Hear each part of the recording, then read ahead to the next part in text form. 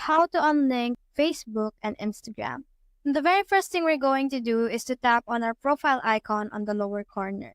Now click on these three lines on the upper corner, which opens the menu. Now we just have to tap on Account Center right here and click on Profiles. Now it will give us every Instagram and Facebook profile that we have and entangled with one another. So we just have to tap on our Instagram right now, which is right here, and go to this part right here.